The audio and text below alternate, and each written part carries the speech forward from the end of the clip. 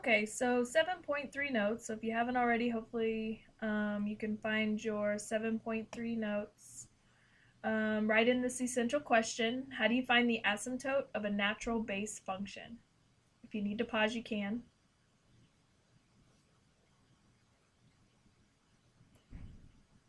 Okay. So natural base functions are very similar to exponential functions, where exponential functions, the base changed. So depending on what that b raised to the x power was, if the base was greater than 1, then it was exponential growth. If the base was less, between 0 and 1, then it was decay. Well, now the base is always going to be this letter e. And so this letter e is irrational, very much like pi. Pi is irrational, it goes on forever and never repeats. So e is what we're going to use. That's called the natural base. And it does have an approximate value here. I mean, like I said, it goes on forever and never repeats. And so much like we use 3.14 for pi, a lot of times they use e as 2.718, something along those lines. We are actually going to use the E button on your calculator. And to get to the E button, let me exit out of this for just a second and go to your graphing calculator.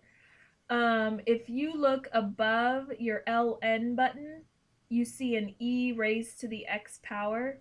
You also see an E above your division here. You can use either of those. I usually just use the one above LN. So I would hit second and then your LN to get it. Whoops, let me quit out of that. So I can hit second, my natural log button. And so then it'll give you this, and then you can put in any exponent that you need to. Now, if I just type in 1, though, e to the first power, then that gives you that 2.718, da da da da da, it keeps going. Okay, so that's how if you need to evaluate something, you're going to use that button. Okay? So e is irrational, and it's approximately this number. So let's do the first examples. If it says to simplify, that means you are not typing anything in your calculator. You are just going to simplify and leave it in terms of e. Leave that e alone. So here we are just going to remind ourselves about how to do exponents. So if you have the same base, what are we supposed to do to our exponents? Yes, we should add e to the 2 plus 5, which then is going to be e to the 7th power. Again, we're only simplifying, so that means leave e alone. Don't type anything in your calculator. Okay, part B. So here we have division, and we have the same base e here. So we divide the coefficients, so 12 divided by 3. And so that's 4. And then where will it go? Well, it needs to go on top, because that's where the bigger number is. Then we have the same base e, so 4 minus 3 is 1, and the e's that will be left over will be on top, so you don't have a fraction anymore. So then your answer is 4e, as far as you can go. Okay, part C. So usually when we have an exponent outside, what are we supposed to do with the exponents inside? Well, if you remember, we are supposed to multiply those. Right now, this is 5 to the first power, so you're not multiplying 5 times 2, because 5 is a coefficient and 2 is an exponent, but you can multiply exponent to exponent.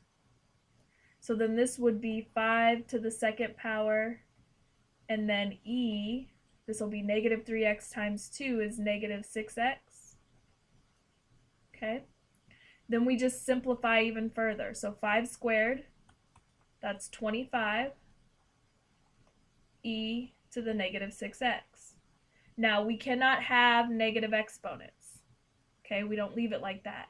And right now, It's only the e that has the negative exponent. So remember, if it's negative, he's unhappy upstairs, so that means he needs to go downstairs. 25 is perfectly happy because his exponent is positive 1, so he's good. So then your final answer is that. It's as far as you can go. But again, remember with exponents, we do not want to leave negative exponents. So that's why we need to move it. And that's what a negative exponent is. We just move it. Doesn't mean you're going to get a negative answer. It just means he's unhappy, so move him. Okay? All right, moving on. So simplify, leave in terms of e. The next example uses the word evaluate. So evaluate means now you can type it in your calculator and get answers. Now it doesn't tell us, but let's just round to the nearest hundredth, which is 2 decimal places. So go ahead and try those. Try typing them in your calculator, and then we'll see if everybody's typing them in appropriately. If you need to pause, go ahead and pause this. Okay, so if you typed in e to the 4th correctly, then your answer should have came out to be 54.60 or 54.6 would be okay as well, since that's a 0 at the end. So that's 2 decimal places. If you put e to the negative 0.09, you should have gotten 0.91. And if you plugged in e to the 3/4 power correctly, you should have gotten 2.12. If you did not get these, but your partner sitting next to you or somebody sitting next to you did, then ask them what your mistake is on what it is that you're putting in. Okay? All right. Now let's get to the graphing part. So we are going to graph these natural base functions, and it's very similar to what we did for exponentials, because this is still exponential because you have an exponent. Okay, so this is your natural base function is up here. You can have a number in front of e, which is your a value. We've talked about a. So if a is greater than 0 and r is greater than 0, then they're telling you that's growth. R is the exponent up here with the x. If a is greater than 0 and r is less than 0, so that you have a negative something in front of the x and the exponent, then that's going to be decay. Okay, so here are what those look like. Now notice domain is still going to be all real numbers because we're going to eventually use all the x values, just like in exponential that we did yesterday.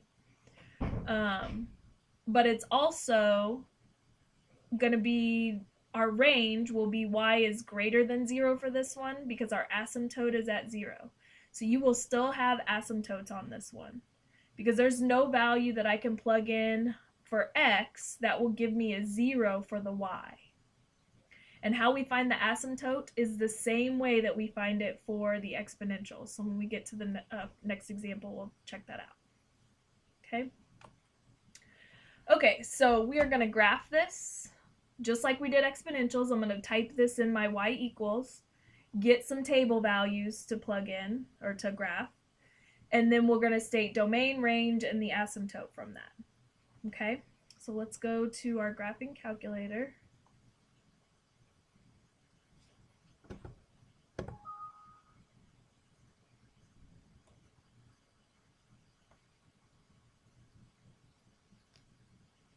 Okay, so on the graphing calculator, I just go to y equals and type it in as I see it. So 3e, remember e is second, and your ln button. And then on mine, it gives me the little parentheses, so you need to close the parentheses to let it know when you're done putting in your exponent. So 0.25x, and then close your parentheses. Those of you with the newer calculators, the souped up ones, you don't have to worry about the parentheses because it actually goes up into an exponent. Okay, so we can graph it, see what it looks like, and look at the table so I can actually get some points to graph. Now there will really probably only be one whole number answer to graph, so then you'll have to pick some that aren't whole numbers. So I think I will just do the 0, 3, 1, 3.85, and 2, 4.95. but you can graph any of those that you would like. Okay, so now I'm back to my graph and I'm going to graph those points. So let's see here, 0, 3.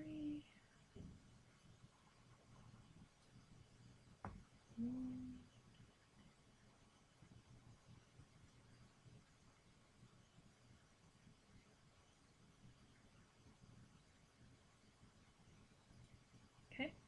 Now to kind of see where the curve is going to be, then we need to look at our equation here and see where the asymptote is going to be. Remember, just like with exponentials, we look after the exponent stuff to see what the asymptote is. Same here. So notice there's nothing plus or minus after the exponent stuff. So that means that the asymptote is still going to be at y equals 0. So then when I draw my graph, I know that this is going to come down here and it's going to get closer and closer to that, but never cross. So make sure that you don't let it cross that asymptote. Domain, we're still going to use all the x values, so that's all real numbers, just like with exponential functions. And then the range, you use this number, so we put y and 0 here. Then we say, okay, well, am I using the y's above it or below it? And we're only using the y's above. So then that'll be y is greater than 0. Okay, and you're done. That's all. Now, since the asymptote is this x equal or y equals 0 line, which is your x-axis, you do not need to draw the dashed line in like we usually do. Okay, so go ahead. Let's go and put this in. So I'm going to go back to my graphing calculator. Okay, I go to y equals, and we type in, this time just e, raised to the negative 0.75. Now notice then you also have another set of parentheses, so on mine I have to put another set of parentheses and then do x minus 2. Then I need to close that parenthesis, and then I also need to close this other parenthesis that I started. That way your calculator knows that all of that stuff is raised in the exponent, and then we have +1 after the exponent. Okay, so you can graph it and see what the shape is going to look like. Okay, so it looks like that. I'm going to go to my table so I can get some points to graph. I think I'll do this 1, 3.12, 22, and 3, 1.47. So let me go back to my PowerPoint. Okay, and then I'm going to graph those points. So 1,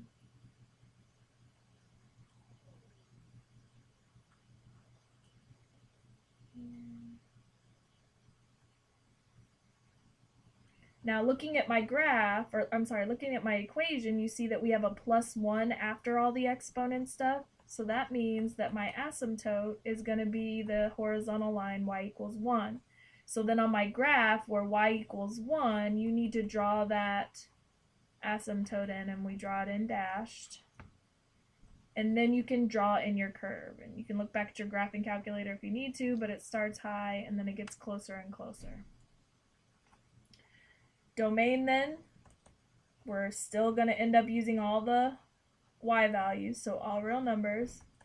And then range, remember we still use the y and the same number in the asymptote, but then we ask ourselves, am I using the y values above it or am I using below and the graph is above it? So that means we're using all the y values above it, so it's greater than. Okay? Okay, so now to finish up, you'll need to click on the next installment of the video, which will be compound interest or continuous compound interest, to finish off notes today.